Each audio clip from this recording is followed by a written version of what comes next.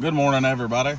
As I sit in the car and wait for my physical therapy appointment, I look over in the passenger seat from the stuff that I had brought home from work this morning, and I have my Bible and a devotion book that I took with me last night to look over. The girls got it for me for, I believe, Christmas.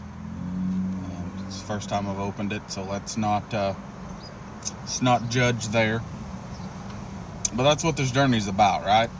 So let's start this morning with a devotion. It's a men's devotional for dads, a year of prayers, guidance, and wisdom by Chris and Jamie Bailey.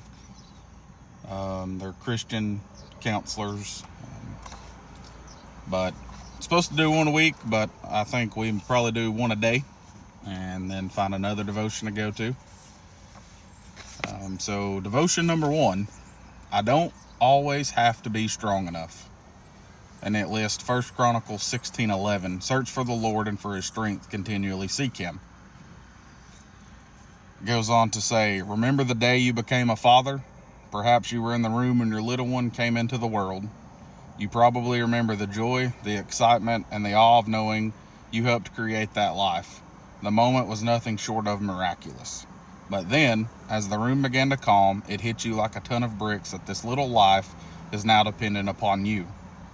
The long wait to become a dad was finally here, and suddenly everything just got real. You now have a child who needs you to know what they're doing, what you're doing, make enough money, and teach them everything they need to know. Only there's a slight problem. You have no idea how to do all of that, and you question if you'll ever be capable or strong enough to fully do this father thing. The truth is, you're not made to know all things or be all things. You're made to lean on Jesus. Whether you became a father in a delivery room or on an overseas trip to bring your child home, you may feel pressure to know what you're doing as a dad. You don't have to cave to that pressure. You don't always have to be strong enough, because God already is. Your job as a father is to follow the Lord's guidance, to seek him and his strength continuously. He will be there to show you the way. It has a prayer. It says, Dear Lord, thank you for this great gift of making me a father. Thank you for remaining alongside me each day as I navigate fatherhood. Remind me to ask for your guidance and your strength so I don't try to carry it all on my shoulders. Amen. I was 17 years old when I had my first daughter. I was a child myself. I was terrified. I didn't know what to expect. Me and her mom broke up shortly after that and have since co-parented her. So at a young age, I had to step up and become a man if I was going to be a father. It wasn't always easy. It wasn't always the choice that I had set out for myself as a teenager growing up. But I'll tell you, it's the greatest thing that ever happened to me.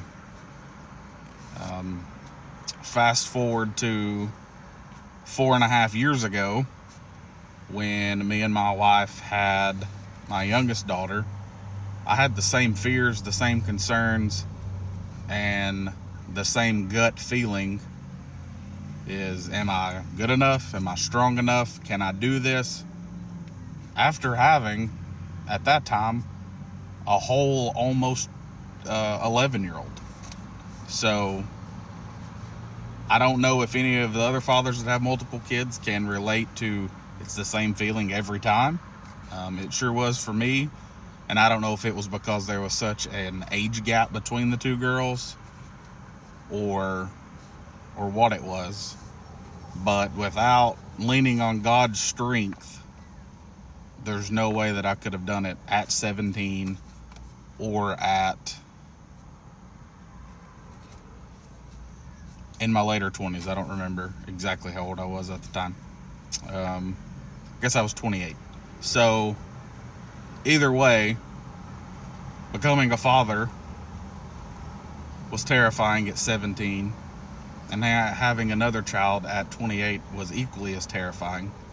I want to say I feel like I had my life more together then, but really, who has their life all together? I know. But So trying something different this morning with the devotional. I already liked the first one, so come back tomorrow for the second one. God bless, and I love y'all.